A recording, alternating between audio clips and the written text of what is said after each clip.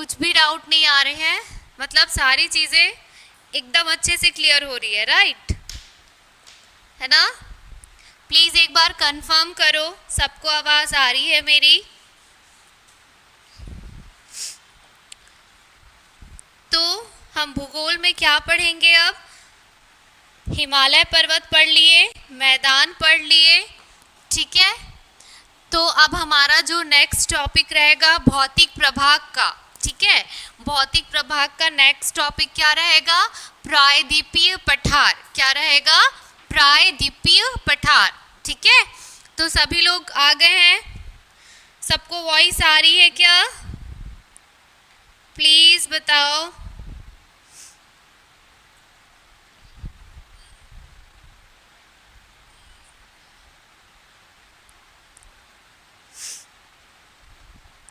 Okay, ठीक है Draupadi, start करते हैं फिर, है ना? चलो, तो आज हम पढ़ रहे हैं प्रायद्वीपीय पठार, है ना? लास्ट क्लास में भी हमने पढ़ चुके थे, लेकिन अब हम इसको क्या करेंगे, थोड़ा डिटेल में जाएंगे, ठीक है। तो प्रायद्वीपीय पठार क्या होता है? प्रायद्वीपीय क्षेत्र क्या होता है? अपने भारत का प्रायद्वीपीय क्षेत्र कैसा है? त्रिभुजाकार, है ना? क्या है? त्रिभुजाकार है, ठीक है। जहां पर जो है आपका पश्चिमी और पूर्वी एरिया क्या है? जलमग्न है, मतलब समुद्र से घिरा हुआ है, वी शेप में है। प्रायद्वीपीय मीन्स एक वी शेप, और ऊपर से आप एक ऐसा मतलब क्या बना दो, ऊपर एक और जो है हम लकीर खींच देते हैं वी शेप के ऊपर, तो भारत का प्रायद्वीपीय क्षेत्र कुछ वैसा ही बनता है, ठीक है। जहां पर वी शेप के लेफ्ट एंड राइट पे क्या है? समुद्र से घिरा हुआ है, ठीक है। अब पढ़ते हैं पठार, ठीक है। अब पठार क्या होता है? एक समतल भूमि से ऊंचा उठा हुआ क्षेत्र, है ना, जो कि वलित हो सकता है, ठीक है, वलय हो सकता है, जिसको वलित ही कहते हैं, है ना। स्टेप वाइज स्टेप एक पत्थरों से जमा हुआ जो है वो आकृति है, वो क्या कहलाता है हमारा? मतलब इसको फोल्डेड माउंटेन भी कहते हैं, है ना, फोल्डेड माउंटेन, ठीक है। एक ऐसी स्थलाकृति जो अपने स्थल मंडल से थोड़ी ऊंची सतह पर है और ये फोल्डेड है, वलित है ना। तो ये क्या कहलाता है? पठार, ठीक है। तो हम क्या पढ़ेंगे? प्रायद्वीपीय पठार मीन्स हमारे भारत के प्रायद्वीपीय क्षेत्र में आने वाले पठार के बारे में हम विस्तार से जानेंगे, ठीक है। तो चलो स्टार्ट करते हैं, ठीक। हेडिंग डालो आप लोग, सब लोग, प्रायद्वीपीय पठार, ठीक। हेडिंग डालो प्रायद्वीपीय पठार, मेन हेडिंग है ना। क्या है, आप क्या पढ़ रहे हो? प्रायद्वीपीय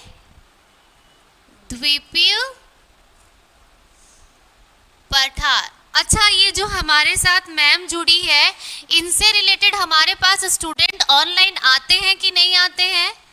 ये ज़रूर कंफर्म करना, ठीक है, क्योंकि मेनली जो हमारे पास स्टूडेंट्स हैं वो जुड़ रहे हैं, उनको हम अच्छी तरीके से जानते हैं, है ना।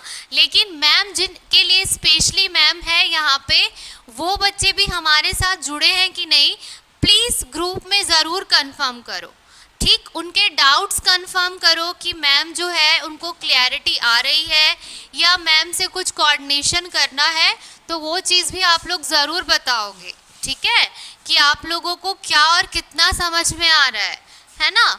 तो जो बच्चे जुड़ते हैं हम उनको पहले से जान रहे हैं, लेकिन मैम जिनके लिए अवेलेबल है वो बच्चे समझ में आ रहा है या नहीं आ रहा है, यहाँ पे जो हम लिखा रहे हैं उसके नोट्स बन रहे हैं या नहीं बन रहे हैं, इस चीज़ का कंफर्मेशन आप लोग ज़रूर दोगे हमको, ठीक है।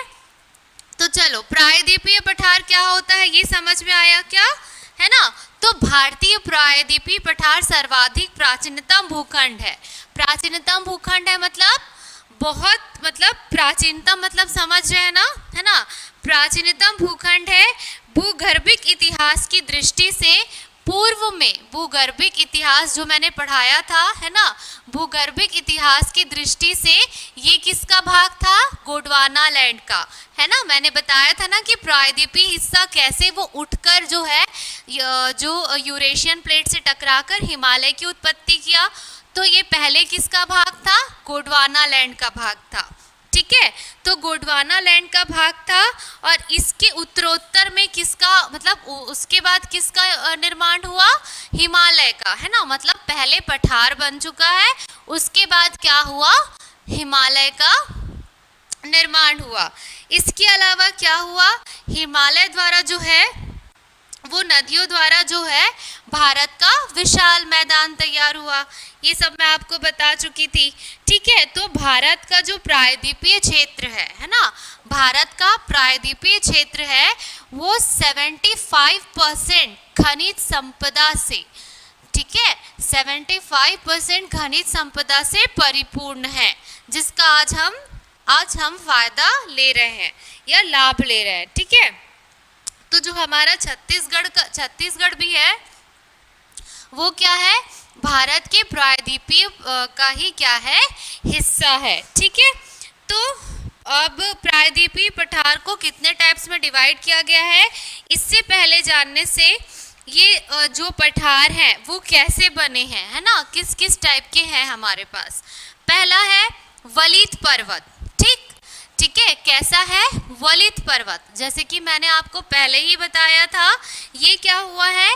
टेक्टोनिक प्लेट्स के, मैंने फर्स्ट क्लास में आपको बताया था कि टेक्टोनिक प्लेट्स क्या होते हैं, इसलिए ये सारी चीज़ें मैंने आपको पहले ही क्लियर करवा दी है, ताकि आप लोग अगर कोई टॉपिक पढ़ो तो उसकी उत्पत्ति कैसी हुई है ये जान सको। ठीक है, तो वलित पर्वत कैसे निर्मित हुए हैं?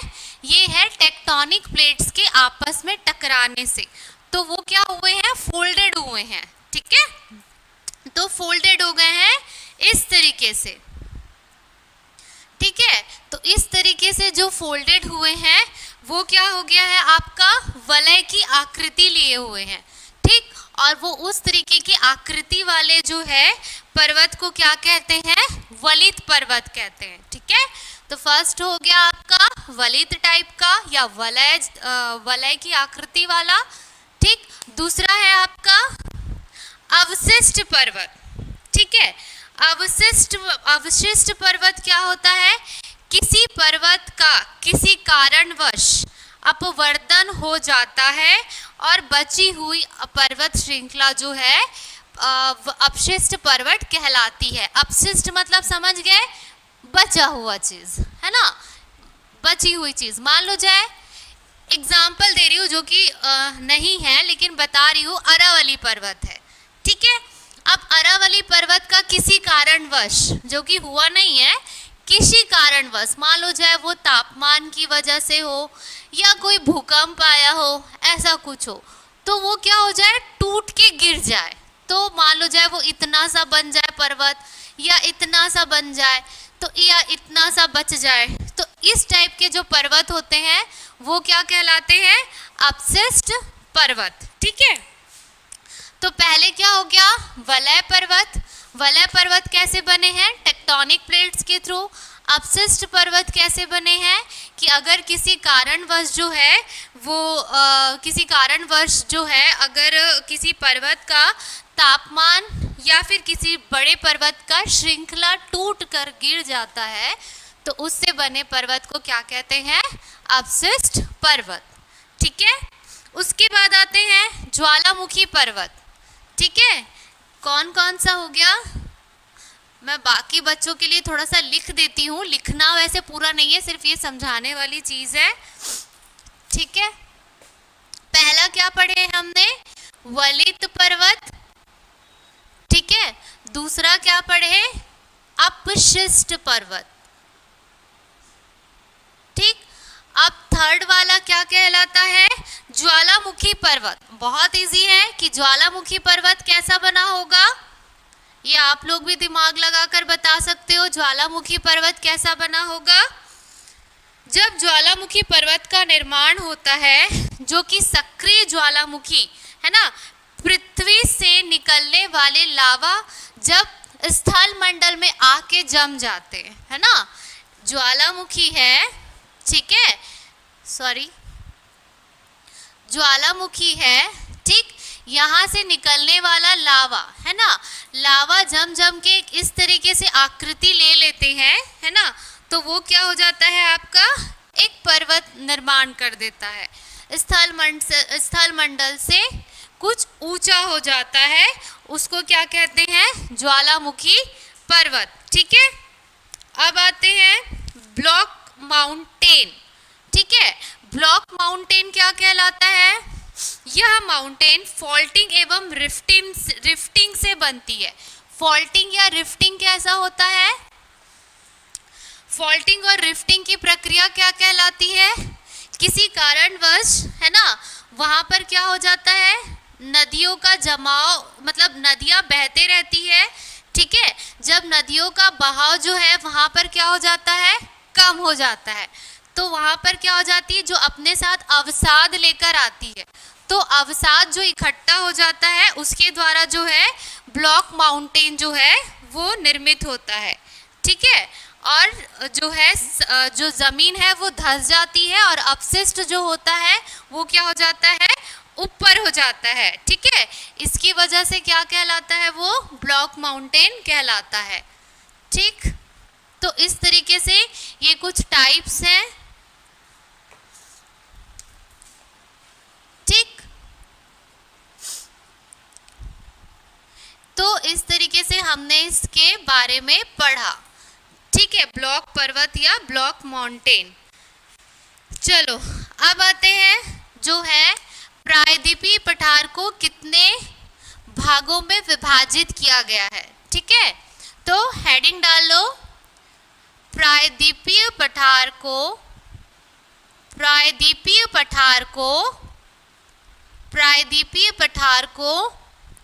8 भागों में सुविधा की दृष्टि से विभाजित किया गया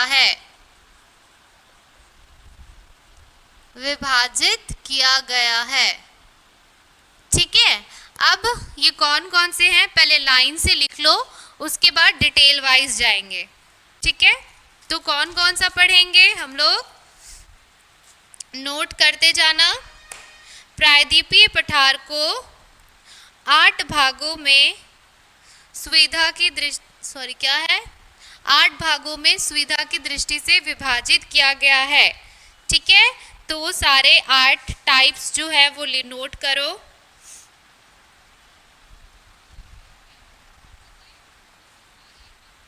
चलो तो पहला लिखो, उत्तर मध्य उच्च भूमि। पहला लिखो, पहला आएगा उत्तर मध्य उच्च भूमि, ठीक है। पहला क्या आएगा आपका, उत्तर मध्य उच्च भूमि, ठीक। फिर आएगा दक्षिण मध्य उच्च भूमि, दक्षिण मध्य उच्च भूमि। पहला क्या लिखे हो, उत्तर मध्य उच्च भूमि, दूसरा है दक्षिण मध्य उच्च भूमि। तीसरा लिखो पूर्वी पठार, तीसरा क्या आएगा आपका, पूर्वी पठार, ठीक, पूर्वी पठार। फिर फोर्थ है उत्तर दक्कन का पठार, उत्तर दक्कन का पठार। पहला क्या है, फोर्थ क्या है, उत्तर दक्कन का पठार। फिर आएगा दक्षिण दक्कन का पठार, दक्षिण दक्कन का पठार। दक्कन का निर्माण, दक्कन का पठार कैसे निर्मित हुआ है, ये मैं आपको भूगर्भिक इतिहास में पढ़ा चुकी हूँ, ठीक है। सब एक दूसरे से कोरिलेट है। तो अगर आप सोच रहे हो कि मैं क्लास मिस करके ये वाला क्लास अटेंड कर लूँगा तो सब ठीक है, तो ये गलत है। अगर आपका दक्कन का पठार के बारे में पढ़ रहे हो तो पहले आप लोग को ये पता होना चाहिए कि बना कैसे है, ठीक है। तो लाइन से सारी क्लासेस को अटेंड करोगे तब आप क्लियरिफाई होगे। और सिर्फ ये आपके लिए ऑब्जेक्टिव क्वेश्चंस के वे पे मत पढ़ा करो। किसी भी टॉपिक को पढ़ रहे हो तो उसके बारे में डिटेल पढ़ो, ताकि आप अगर लिखित परीक्षा में इस चीज़ को आप लोगों का मतलब ईजी होगा। अगर कोई भी टॉपिक के बारे में अगर आपको लिखने आता है तो एटलीस्ट आप उसके बारे में लिख सकते हो कि निर्माण कैसे हुआ था, कहाँ पे स्थित है, किस क्या टाइप है, तो इसके बारे में आप लिख सकते हो, ठीक है। सिर्फ ऑब्जेक्टिव्स के वे पे मत पढ़ा करो। तो कहाँ थे हम? दक्षिण दक्कन का पठार। 6th लिखो पश्चिमी घाट,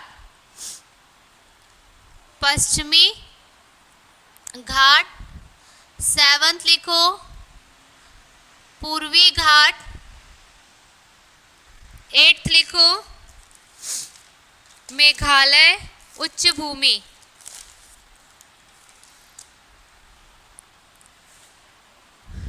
मेघालय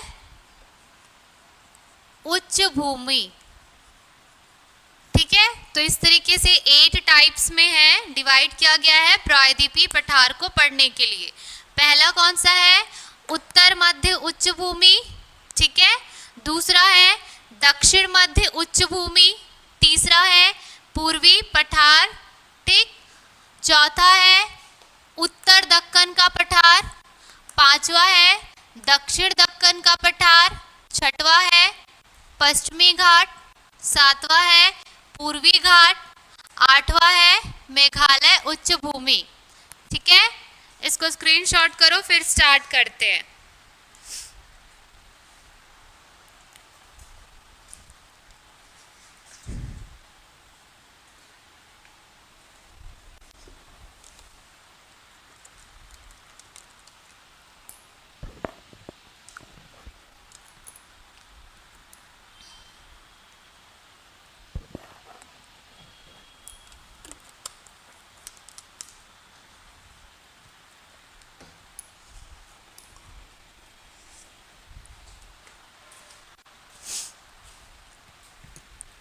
हो गया क्या?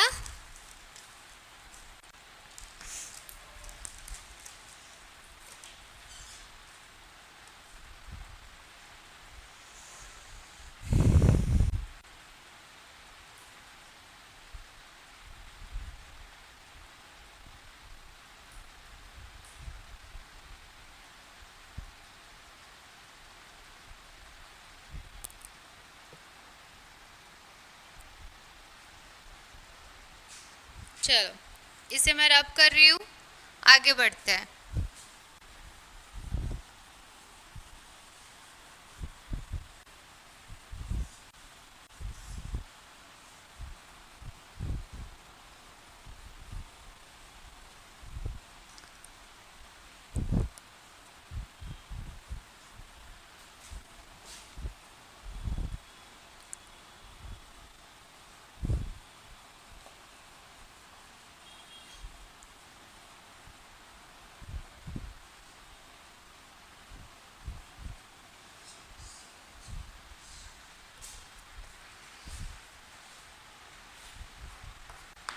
चलो पहला नंबर डालो, उत्तर मध्य उच्च भूमि, ठीक है। पहला आएगा उत्तर मध्य उच्च भूमि। उत्तर मध्य उच्च भूमि को भी आप जो है 4 भागों में डिवाइड किया गया है, ठीक है।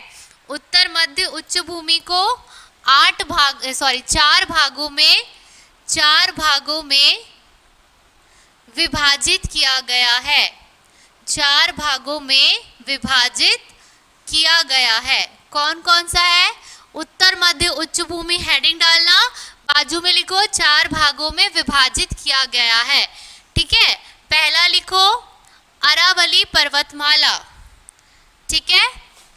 अरावली पर्वतमाला, अरावली पर्वतमाला, ठीक है। दूसरा लिखो महाभारत उच्च भूमि, महाभारत उच्च भूमि, ठीक है। फिर तीसरा लिखो मध्य भारत का पठार, मध्य भारत का पठार, ठीक। फोर्थ लिखो बुंदेलखंड का पठार, बुंदेलखंड का पठार, ठीक है। इसको ABCD के भी नाम से लिख सकते हो कि क्योंकि ऑलरेडी हम जो है पॉइंट्स के अंदर पॉइंट्स लिखते जाएंगे, है ना। तो पहला क्या है, अरावली पर्वतमाला, या फिर A कौन सा है, अरावली पर्वतमाला, B कौन सा है, महाभारत उच्च भूमि, तीसरा C मध्य भारत का पठार, और D है बुंदेलखंड का पठार, ठीक है। चलो आगे बढ़ते हैं, अरावली पर्वतमाला के बारे में जानते हैं कि ये कैसा बना है, ठीक है। तो उसमें एक हेडिंग डालो अरावली पर्वतमाला, A नंबर डाल के लिखो अरावली पर्वतमाला, अरावली पर्वतमाला, ठीक है। अरावली पर्वतमाला क्या है, ये अवशिष्ट पर्वतमाला है। अवशिष्ट पर्वतमाला, अरावली पर्वत कैसे बना था ये मैं आपको भूगर्भिक इतिहास में पढ़ा चुकी हूँ, है ना। अरावली पर्वतमाला कैसे बना हुआ था ये भूगर्भिक इतिहास में हम पढ़े हैं, ठीक। उसके अलावा हम इसके बारे में जानते हैं कि ये अवशिष्ट पर्वतमाला है, ठीक है। ये क्या है, 850 किलोमीटर तक इसकी लंबाई है, ठीक है। ये सबसे प्राचीनतम पर्वतमाला है। क्यों प्राचीन है ये आपको पता है, ठीक। और ये क्या है, तीन चीजें पता करी हमने, पहले सुन लो उसके बाद लिखना, ठीक। मैं लिखाऊंगी। तो अरावली पर्वतमाला सबसे प्राचीनतम पर्वतमाला है जो कि अवशिष्ट है, अवशिष्ट पर्वतमाला है जिसकी लंबाई 850 किलोमीटर है, ठीक है। इसका विस्तार कहाँ से कहाँ तक है, गुजरात के पालमपुर से, गुजरात के पालमपुर से दिल्ली कटक तक है, ठीक है। कहाँ से, गुजरात के पालमपुर से लेके दिल्ली और कटक तक है, ठीक है। अरावली पर्वत श्रृंखला कायांतरित और अवसादी चट्टानों से निर्मित है, ठीक है। अरावली पर्वतमाला कुछ नदियों का उद्गम स्थल भी है, और इन नदियों को जब हम पढ़ाएंगे तब हम पूछेंगे कि कौन से पर्वत से निकली है, ठीक।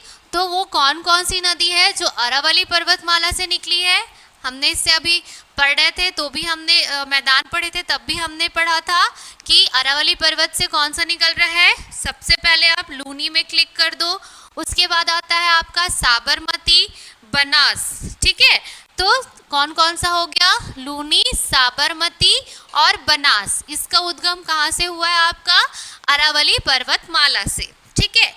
अब इसको भी 3 भागों में डिवाइड किया गया है, और डिवाइड नहीं किया गया, मतलब इसमें भी 3 जो है वो श्रेणियां उपस्थित है।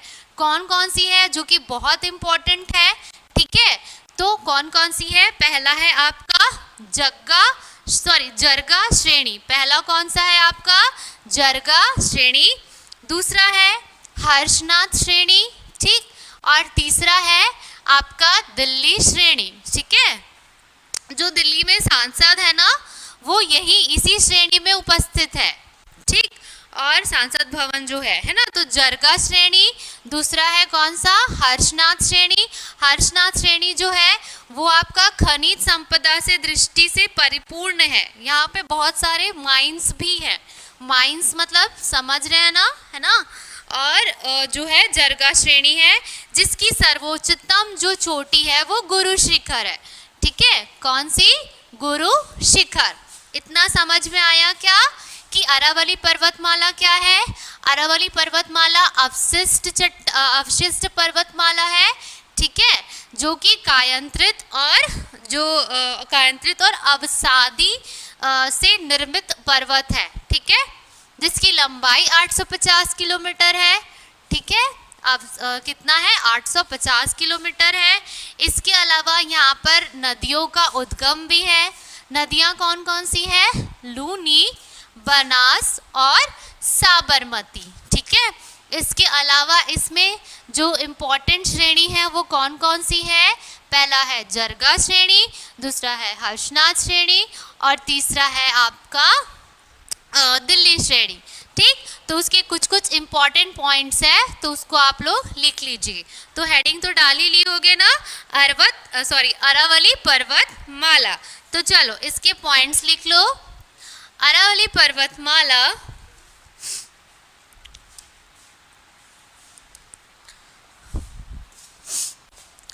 पहले अरावली पर्वतमाला लिखना और उसमें पॉइंट्स डाल डाल के लिखना। ठीक है, एकदम कहानी जैसे मत छापा करो, पॉइंट्स डालकर लिखा करो। उससे क्या रहेगा, आप लोग क्विकली उस चीज को याद भी कर सकते हो। ठीक है,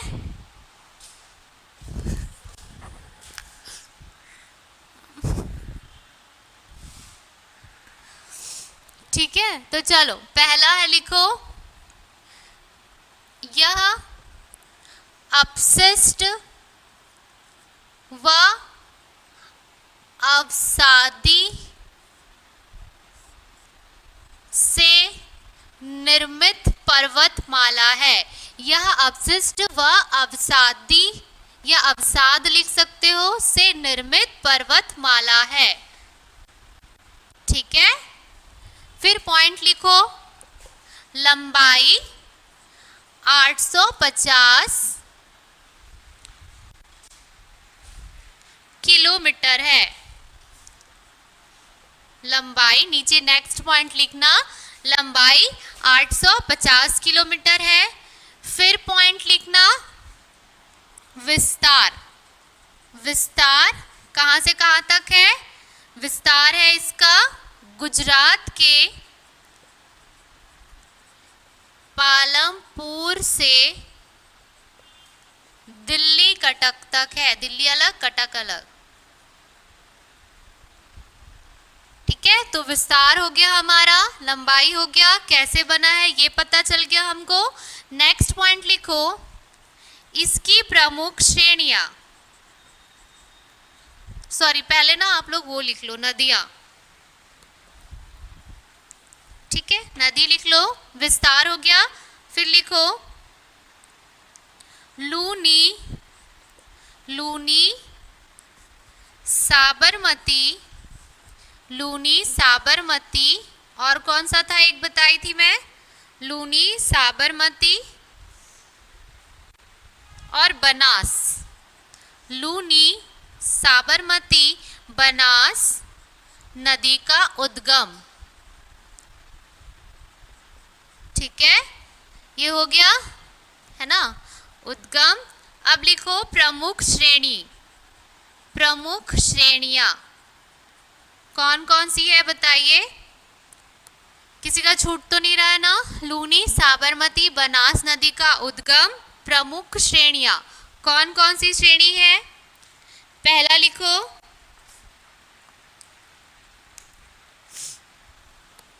जरगा श्रेणी। जरगा श्रेणी, ठीक है। जरगा श्रेणी किस चीज के लिए फेमस है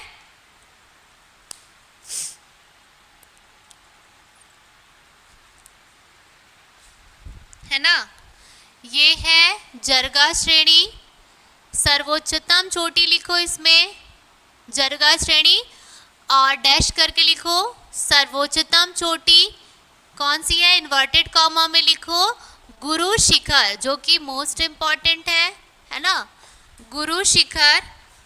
लंबाई लिख लो ब्रैकेट में डाल के, लंबाई इसकी ब्रैकेट में ही लिख लो 1722 मीटर।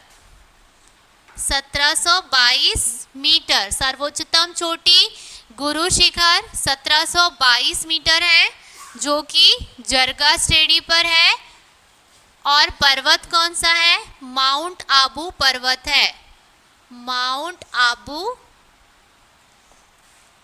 पर्वत है, ठीक है। श्रेणी कौन सी है? जरगा श्रेणी, माउंट आबू पर्वत है और सर्वोच्चतम चोटी कौन सी है? गुरु शिखर, ठीक है। दूसरा हेडिंग डालो, मतलब सॉरी इसी में ही है, हर्षनाथ श्रेणी। कौन सी? हर्षनाथ श्रेणी, ठीक है। हर्षनाथ श्रेणी क्यों फेमस है? खनिज संपदा से परिपूर्ण है। हर्षनाथ श्रेणी लिखो, हर्षनाथ श्रेणी डैश करके लिखो, खनिज संपदा से परिपूर्ण, खनिज संपदा से परिपूर्ण। कौन कौन सी, अब इसमें खनिज जो माइंस है वो माइंस लिख लो इसमें, ठीक है।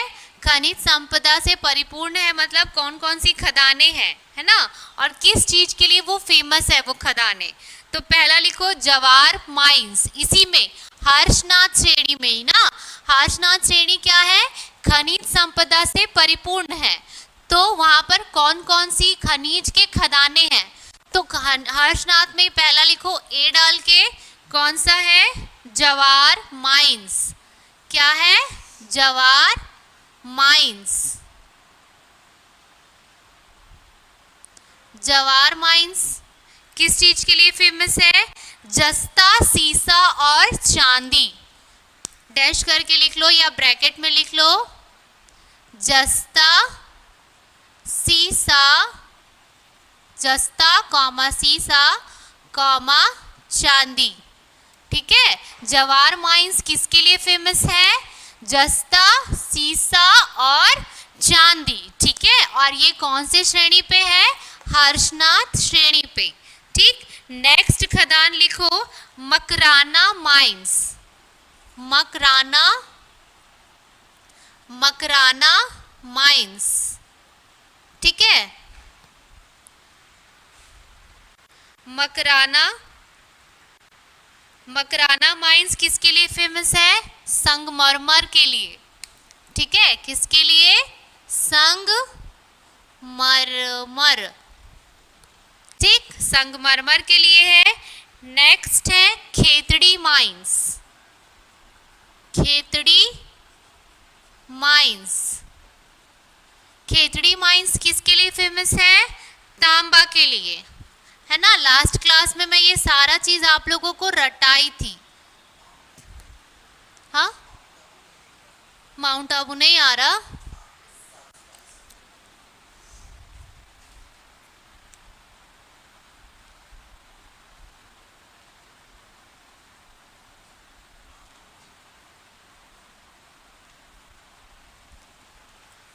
ठीक है, तो ये सारे माइंस जो है मैं याद करवाई थी और किसके लिए है ये भी मैं आप लोगों को याद करवाई थी, ठीक है। तो हर्षनाथ श्रेणी खनिज संपदा से परिपूर्ण है और इसके लिए ही वहाँ पे क्या है, जो खदानें बनाई गई है, माइंस बनाई गई है, वो कौन कौन सी है? पहला है जवार माइंस। जवार माइंस किसके लिए फेमस है? जस्ता, सीसा और चांदी के लिए, ठीक है। और दूसरा है मकराना माइंस, जो कि किसके लिए फेमस है? मकराना संगमरमर के लिए, ठीक है। खेतड़ी माइंस किसके लिए फेमस है? तांबा के लिए है। जैसे कि मैंने लास्ट क्लास में भी बताया था कि याद करने के लिए आप रट्टू तोता मत बनिए, कुछ ना कुछ ऐसे ट्रिक्स रखिए जिसकी वजह से उससे वो कोरिलेट हो जाए और वो चीज़ें आप लोगों को हमेशा याद रहे, ठीक है। तो कुछ ना कुछ इन सारे माइंस में से कुछ ऐसा ट्रिक निकालो कि उससे रिलेटेड आपको वो खनिज जो है वो याद रहे, ठीक है। तो उसके बाद अगला श्रेणी जो आता है दिल्ली श्रेणी। पहला कौन सा था? जरगा श्रेणी, दूसरा है हर्षनाथ श्रेणी और तीसरा आता है आपका दिल्ली श्रेणी, ठीक है। दिल्ली श्रेणी किस लिए फेमस है? दिल्ली श्रेणी अरावली पर्वत श्रृंखला की ऊंचाई जो है वो दिल्ली तक आते हुए थोड़ी कम हो जाती है, ठीक है। यहाँ पर क्या क्या चीजें उपस्थित है, ठीक। यहाँ पे है रॉयल सीमा, रॉयल सीमा, ठीक। रॉयल सीमा क्या है ये आप लोग मेरे को ग्रुप में रिकॉर्ड करके बताओगे कि रॉयल सीमा क्या है। रॉयल सीमा हिल्स, ठीक है, रॉयल सीमा हिल्स, ठीक। इसके अलावा क्या है? रॉयल सीमा हिल्स JNU, क्या है आपका? JNU, ये भी बताओगे आप मुझे। और आवाज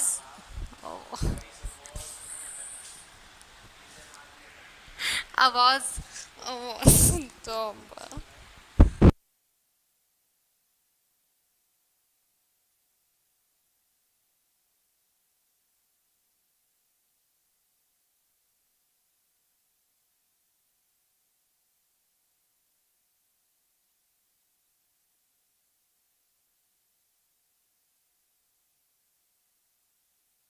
हाँ, ये तो चल रहा है। अभी आ रही है क्या आवाज? एक बार क्लियर करिए तो।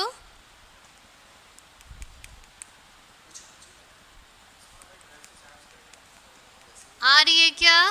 प्लीज क्लियर करिए।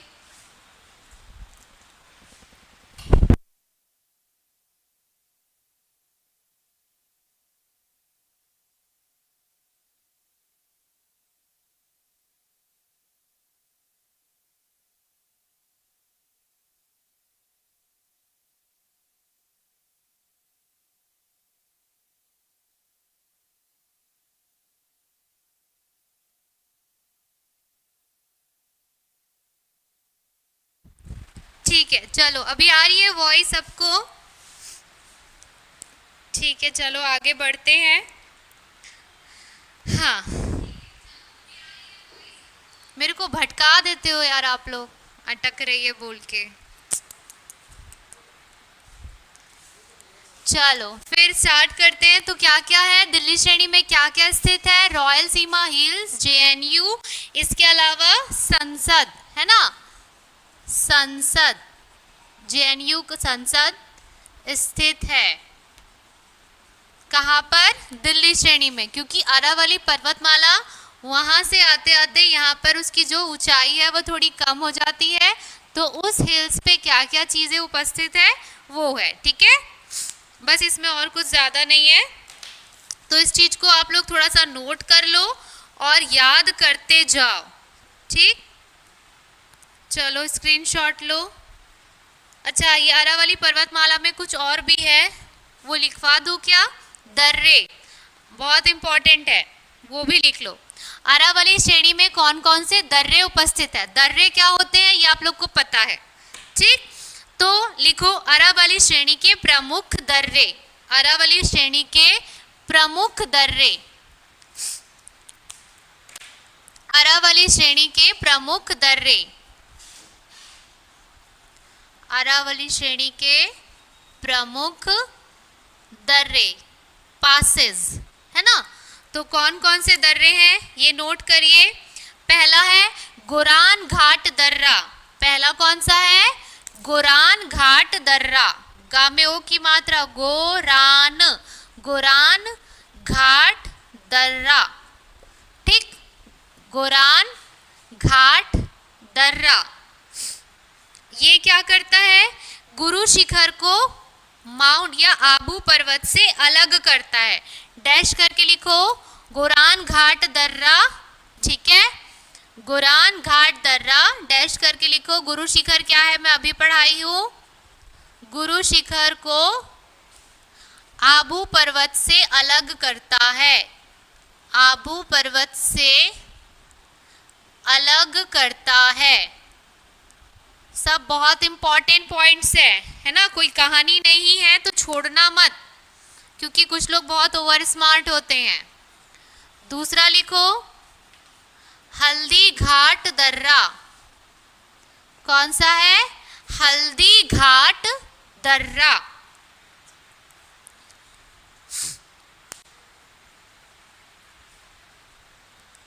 हल्दी घाट दर्रा डैश करके लिखो राजसमंद, राजसमंद व पाली को जोड़ता है। अब ये दोनों क्या है ये मेरे को आप लोग कमेंट में रिकॉर्ड करके बताओगे, सॉरी ग्रुप में जो है ना। राजसमंद व पाली को जोड़ता है कौन? हल्दी घाटी दर्रा। ठीक है, क्या करता है वो? राजसमंद व पाली को जोड़ता है। अब राजसमंद व पाली क्या है और कहाँ पे है ये आप लोग मुझे बताओगे। ठीक, इसके अलावा कौन कौन से दर्रा है? तीसरा लिखो पिपली घाट दर्रा, पिपली घाट दर्रा, ठीक है। पीपली घाट दर्रा। फोर्थ लिखो देवरी दर्रा, देवरी दर्रा, देवरी देवरी देवरी दर्रा। और फिफ्थ है देसुरी दर्रा, ठीक है, देसुरी दर्रा। तो इस तरीके से अरावली श्रेणी में कौन कौन से दर्रे हैं ये भी हमने पढ़ लिए, ठीक है। एक क्विक रिवीजन देती हूँ कि अरावली पर हम पढ़ क्या रहे थे, ठीक है। तो हम जो है वो पठार के बारे में पढ़ रहे थे। पठार को सुविधा की दृष्टि से 8 भागों में विभाजित किया गया है, ठीक है। अरावली जो पठार है प्रायद्वीपीय पठार, उसको 8 भागों में विभाजित किया गया है। उसमें पहला जो हम पढ़ रहे हैं उत्तर मध्य उच्च भूमि, ठीक है। अब उत्तर मध्य उच्च भूमि में क्या क्या पार्ट आते हैं? पहला आता है अरावली पर्वतमाला, मतलब पूरा प्रायद्वीपीय क्षेत्र पढ़ रहे हैं, ठीक है, वो पूरा कवर करते हैं, हम आगे बढ़ रहे हैं। तो उत्तर मध्य उच्च भूमि में कौन कौन से क्षेत्र आते हैं? पहला है आपका अरावली पर्वतमाला, दूसरा है महाभारत उच्च भूमि, तीसरा है मध्य भारत का पठार और चौथा है बुंदेलखंड का पठार। तो इसी का ही पहला पार्ट हम पढ़े हैं अभी, सिर्फ ये है अरावली पर्वतमाला, ठीक। अरावली पर्वतमाला क्या है और कैसे बना है?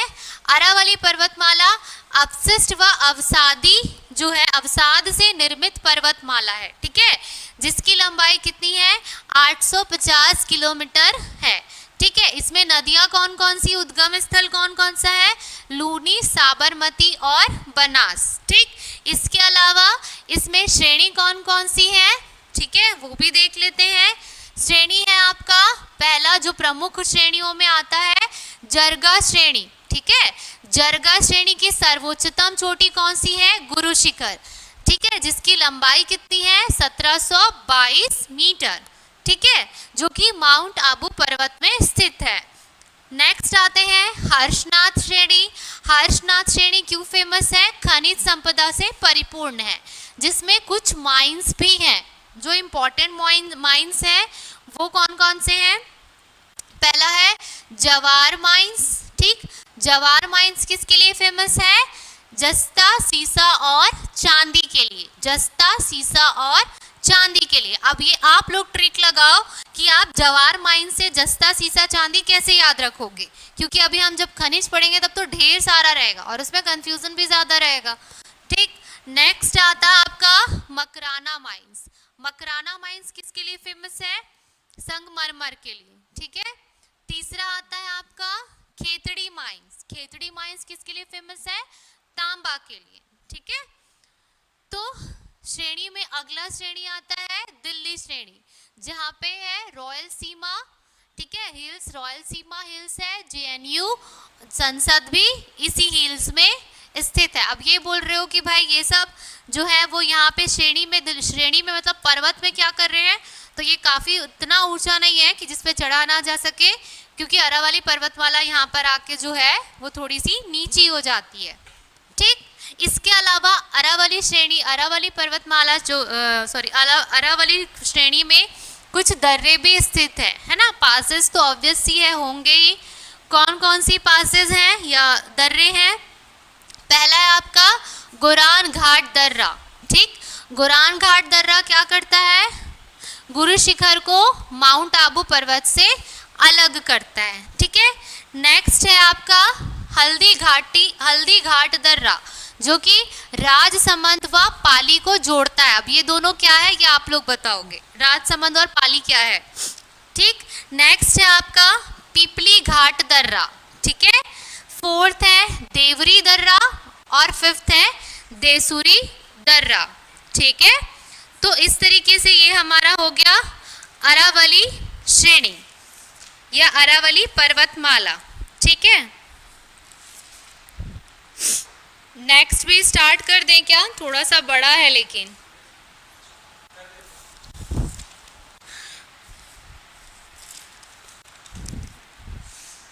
ठीक ठीक है, तो इसको कल पढ़ेंगे। ठीक, अभी सोनी सर की क्लास होगी, क्योंकि ये काफ़ी बड़ा है और ये 5-10 मिनट में कंप्लीट नहीं होगा, थोड़ा सा इसको टाइम लगेगा।